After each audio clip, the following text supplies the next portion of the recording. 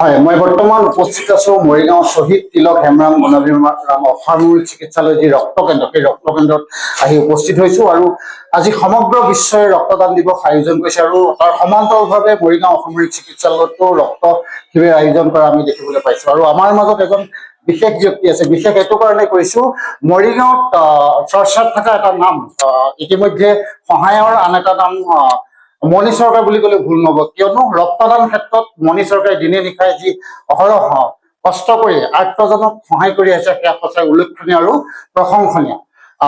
মোৰ লগত মণি চৰকাৰ আছে, মণি চৰকাৰ ডাঙৰীয়া আছে, তেখেতৰ পৰা মই কিছু কথা জানিবলৈ বিচাৰিম। আজি বিশ্ব ৰক্তদান দিৱস, এই ৰক্তদান দিৱসত আপোনাক আন্তৰিক অভিনন্দন জনাইছো, কি ক'ব এই ক্ষেত্ৰত? ধন্যবাদ। লগতে আপোনাকো মই আন্তৰিক ধন্যবাদ জনাইছো। আপুনি এজন ৰক্তদাতা হয়। আজি 14 জুন 2026 বিশ্ব ৰক্তদাতা দিৱস হয়। আজি আমাৰ মৰিগাঁও ডিষ্ট্ৰিক্টৰ লগতে অসমৰ ভাৰতবৰ্ষৰ প্ৰত্যেকটো ব্লাড বেংকতে এই আমাৰ বিশ্ব ৰক্তদাতা দিৱস উদযাপিত হৈ আহি আছে, উদযাপিত কৰিছে। আজি আমাৰ যিসকল অন্যান্য গ্ৰুপৰ লগতে আমাকো আজি হস্পিটেললৈ আমাৰ নিমন্ত্ৰণ জনাই পেলাই যিটো সন্মান দিলে, সঁচাকৈ আমি ইয়াতে খুবেই আনন্দিত হৈছো।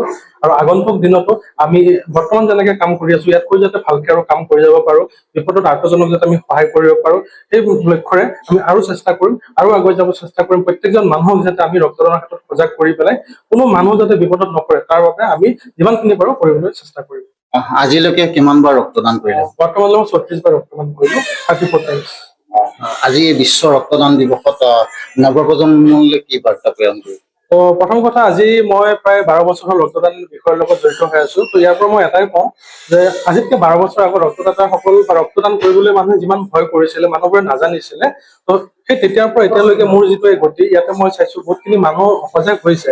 আমি আৰু সজাগ কৰিব লাগিব। এতিয়াও আমাৰ যিটো জেনেৰেশ্যন হয়, তাতে বহুত মানুহ এনেকুৱা আছে যিসকলে ৰক্তদান কৰিবলৈ ভয় কৰে। আৰু যিসকলে ভয় কৰে, সেই মানুহখিনি মই ভাবো নিজৰ মাজতে ভয়টো লুকাই ৰাখিলে নহব। তেওঁলোকে কি কৰিব লাগিব, আমাৰ হস্পিটেল আহিব লাগিব, ব্লাড বেংকত আহিব লাগিব, বা যিসকল আমাৰ ৰক্তদাতা আছে আমাৰ লগত কথা পাতিব লাগিব। তেতিয়া তেওঁলোকৰ যিটো ভয় ভাৱ থাকে, সেই ভয় ভাৱটো দূৰ কৰি পেলাই তেওঁলোকক আমি সজাগ কৰি আমি সমাজৰ বাবে আগবঢ়াই দিব পাৰিম।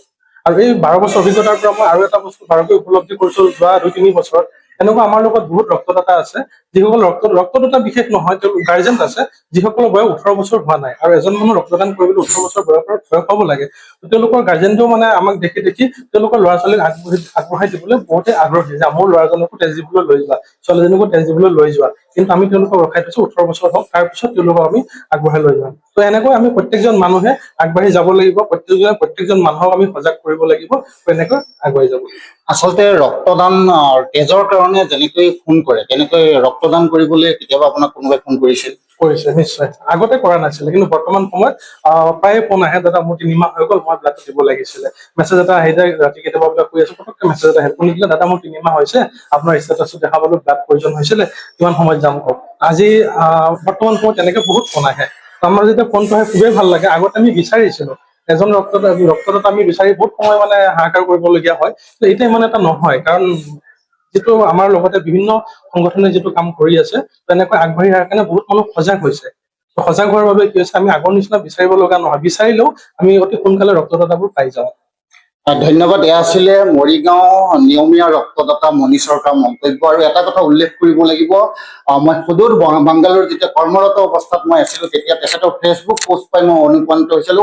ৰক্তদান জগতলৈ তেখেতৰ ফেচবুক পোষ্ট দেখা পাই মই আগবাঢ়িছিলো, আৰু আজিলৈকে ময়ো আজি 20 বাৰৰ বাবে ৰক্তদান কৰিছো বিশ্ব ৰক্তদান দিৱসৰ উপলক্ষে। আৰু প্ৰতিজন বিশ্বৰ ৰক্তদাতাকে মই আজি অভিনন্দন আৰু শুভকামনা জনাইছো বিশ্ব ৰক্তদান দিৱসৰ উপলক্ষে। আৰু আমাৰ মাজত আছে মৰিগাঁও ৰক্ত কেন্দ্ৰৰ বিষয়ববীয়া খগেন মহন্ত ডাঙৰীয়া, তেখেতৰ পৰা মন্তব্য ল'ম। কি ক'ব আজি বিশ্ব ৰক্তদান দিৱসৰ বিশেষ দিন?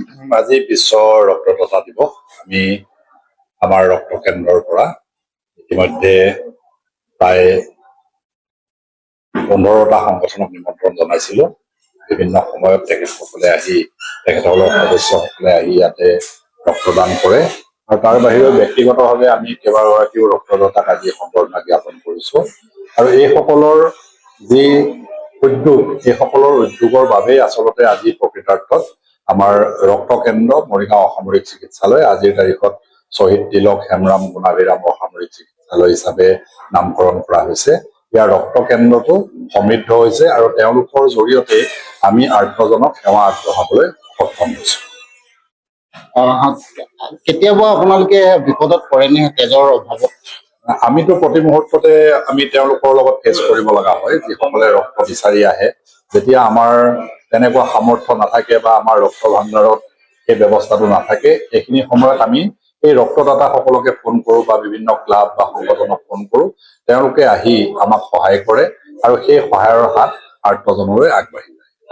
ধন্যবাদ। এয়া আছিলে খগেন মহন্ত ডাঙৰীয়াৰ মন্তব্য। আৰু এটা কথা উল্লেখ কৰিব লাগিব, তেজ খোৱা মানুহতকৈ তেজ দিয়া মানুহৰ মূল্য যথেষ্ট বেছি। গতিকে আজি বিশ্ব ৰক্তদান দিৱসত আজি আমি মৰিগাঁও অসামৰিক চিকিৎসালয়ৰ পৰা দুজন বিশেষ ব্যক্তিৰ পৰা আমি মন্তব্য ললো। আৰু এনেধৰণৰ বা বাতৰি পাবৰ বাবে চাই থাকিব প্ৰাতঃ টাইম। শদিয়াৰ পৰা ধুবুৰীলৈ, বৰাকৰ পৰা ব্ৰহ্মপুত্ৰলৈ সকলোৰে মাজত চিনাকি এটা নাম প্ৰাতঃ টাইম।